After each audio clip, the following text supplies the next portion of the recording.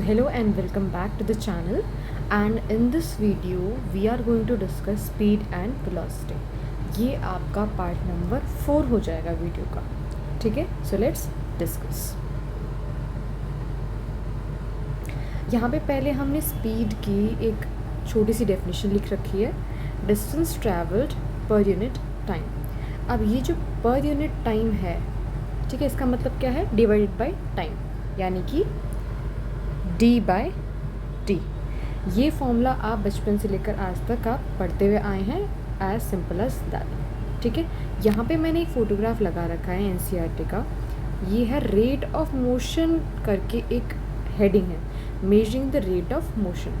कहीं पर भी अगर रेट वर्ड अगर आ जाता है तो हमेशा ध्यान रखेंगे कि वो रेट जिसका भी लिखा हुआ है उसको बस टाइम से डिवाइड कर देना है, ठीक है. यहाँ पे किसका लिख रखा है, रेट ऑफ मोशन, ठीक है. तो यहाँ पे डिवाइडेड बाय टी हो रहा है, यानी मोशन मीन्स डिस्टेंस कवर हो रहा है. तो रेट का मतलब जब भी आपका रेट आ जाएगा तो नीचे आपको डिवाइड किससे करना होता है, टाइम से करना होता है. बात समझ में आ गई, ठीक है. अब आगे बढ़ते हैं. अब ये एक छोटा सा फॉर्मूला है जो आप हमेशा से जानते हैं. इसको नोट्स बनाने के लिए आप लिख लेंगे. एनसीईआरटी का ही ये स्क्रीनशॉट है, ठीक है. And this is important. Now अब एक यहाँ पे एक बेसिक सा क्वेश्चन है. An object travels 16 metres in 4 seconds. एक ऑब्जेक्ट है वो 16 मीटर कवर कर रहा है, कितने में, 4 सेकेंड टाइम में. और अनदर 16 मीटर्स, यानी कि और आगे जो आगे वाला जो 16 मीटर्स है वो 2 सेकेंड में कर रहा है, ठीक है. अब ये एवरेज स्पीड पूछ रहा है.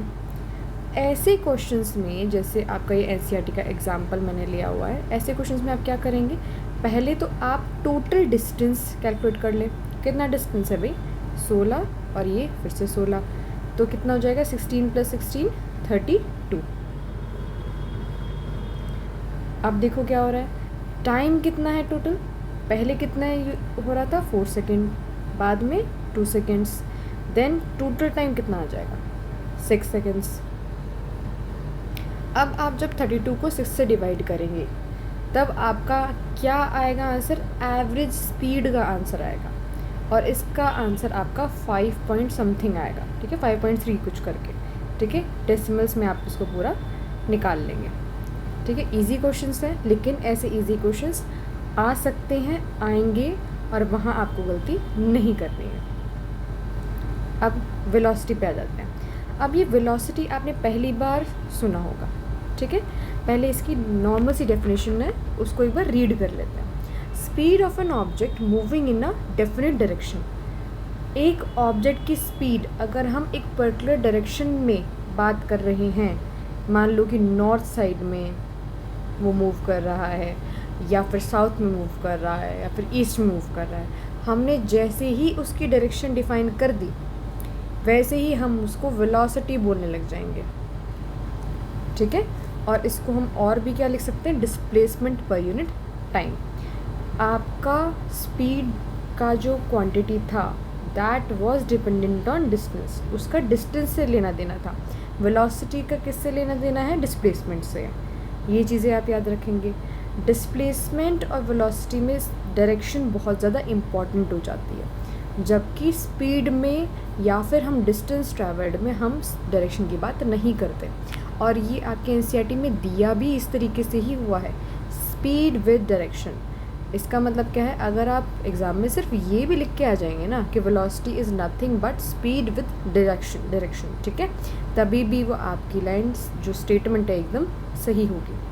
अब वेलोसिटी और स्पीड की जो यूनिट है वो एक ही जैसी होगी. स्पीड की क्या यूनिट है, मीटर पर सेकेंड. वेलोसिटी की भी क्या हो जाएगी, मीटर पर सेकेंड ही हो जाएगी. अगर डिस्टेंस मीटर्स में है तो डिस्प्लेसमेंट भी अब मीटर्स में ही हो जाएगा, ठीक है. जैसे डिस्टेंस और डिस्प्लेसमेंट की एक यूनिट है, वैसे ही स्पीड और वेलोसिटी की एक ही यूनिट है, ठीक है. अंतर कहाँ आ जाता है, अंतर सिर्फ और सिर्फ डायरेक्शन में आ जाता है, ठीक है. बहुत सिंपल सा कंसेप्ट था. अब आगे चलते हैं. अब यहाँ पे एवरेज वेलोसिटी का अगर आप ध्यान से देखें तो फॉर्मूला कंसिडरेबली डिफरेंट है as compare to as compare to your average speed. क्या डिफरेंट है इसमें देखिए एक बार ज़रा।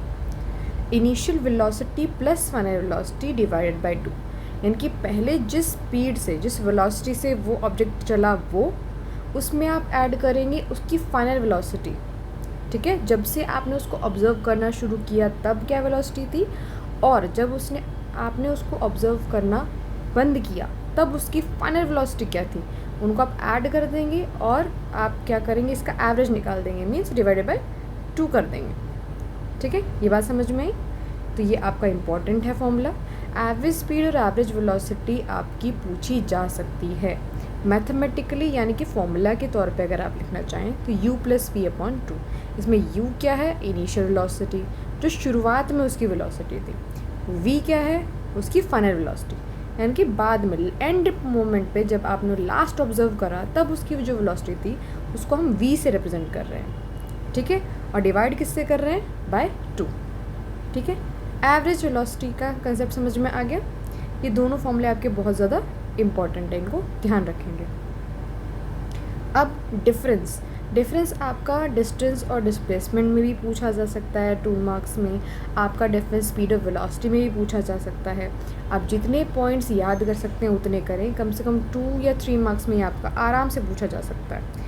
जो भी पॉइंट में आप कंफर्टेबल हो वो आप याद कर लेंगे।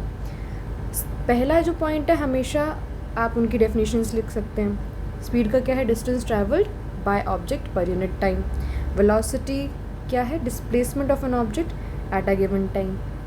ठीक है, अब सेकेंड पॉइंट क्या है, इट इज़ ऑलवेज पॉजिटिव और ज़ीरो। स्पीड आपकी हमेशा पॉजिटिव होगी या फिर ज़ीरो होगी। या तो वो बॉडी चल रही होगी तो उसका पॉजिटिव में स्पीड होगी, या फिर वो ऑब्जेक्ट रेस्ट पे होगा, चल ही नहीं रहा होगा। तीसरी कोई पॉसिबिलिटी नहीं है यहाँ पे। अभी वेलोसिटी में क्या है, आपका ये पॉजिटिव भी हो सकता है, नेगेटिव भी हो सकता है, ज़ीरो भी हो सकता है। बात समझ में आई? ठीक है, क्यों? क्योंकि अगर मान लो यहाँ से उसने चलना शुरू किया, यहाँ से हम चल रहा था, अब वो वापस उन्हें यू टर्न मार लिया। अगर हम इस डायरेक्शन में, राइट में, जैसे नंबर लाइन में हम सब कुछ पॉजिटिव लेते हैं और लेफ़्ट में हम नेगेटिव में लेते हैं, तो इस डायरेक्शन में अब वो जो भी कवर करेगा स्पीड, उसके हम माइनस में बोलेंगे। ठीक है, यहाँ पे माइनस साइन या फिर नेगेटिव साइन आपका शो करता है रिवर्स इन डायरेक्शन, यानी कि उल्टी तरफ जा रहा है। इसके अलावा और उसका कोई मतलब नहीं है। इसका ना तो ये मतलब है कि वो ऑब्जेक्ट स्लो हो रहा है, ना उसका ये मतलब है कि वो बिल्कुल ज़मीन के नीचे जा रहा है। नेगेटिव साइन का मतलब सिर्फ और सिर्फ डायरेक्शन सेंस में है कि वो रिवर्स डायरेक्शन में जा रहा है। जिस डायरेक्शन में आप ऑब्जर्व कर रहे थे उससे रिवर्स में जा रहा है, एंड नथिंग एल्स। उसके अलावा इसका कोई भी मतलब नहीं है। बात समझ में आई? याद रखेंगे इसको। स्पीड अब क्या कह रही है, third point, it gives only magnitude of the rate of change in their distance, है ना। ठीक है, अब यहाँ पे सिर्फ हम मैग्नीट्यूड की बात कर रहे हैं स्पीड में, जबकि यहाँ पे मैग्नीट्यूड और डायरेक्शन दोनों की बात कर रहे हैं। वो तो मेन डिफरेंस है ही। हम शुरू से बात कर रहे हैं कि वेलोसिटी हम तब बोल रहे हैं जब हमारे पास डायरेक्शन डिफाइंड है। ठीक है, अब लास्ट क्या है, लास्ट में मैंने फॉर्मूला लिख दिया, आप भी फॉर्मूला आराम से लिख सकते हैं। It is very much admissible, ये आपका डिफरेंस माना जाएगा। ठीक है, फॉर्मूला आप आराम से लिख देंगे, d/t distance travel by time taken, और यहाँ पे डिस्प्लेसमेंट बाय टाइम टेकन। अब यहाँ पे अगर आप सिंपल d/t लिख देंगे तो आपको समझ में नहीं आएगा, ना ही आपके टीचर को समझ में आएगा कि ये d डिस्टेंस है या फिर डिस्प्लेसमेंट है। तो यहाँ पे शॉर्टकट ना लिख के यहाँ आप पूरा फॉर्मूला लिखेंगे तो आपके लिए ज़्यादा बेनिफिशियल हो जाएगा। ठीक है, इसका स्क्रीनशॉट ले लेंगे या फिर इसको आप अपनी नोटबुक में अच्छे से लिख लेंगे। ठीक है, नोट्स आप अच्छे से बनाते हुए चलें। ठीक है, अब अगर आपको ये वीडियो अच्छी लगी हो, you can subscribe. Thank you very much कि आपने पूरी वीडियो देखी। अगर आपको कुछ भी डाउट है, you can always comment in the comment section. In the further videos we will talk about acceleration.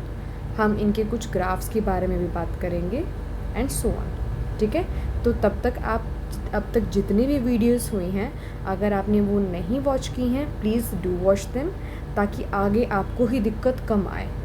ठीक है, thank you and please subscribe.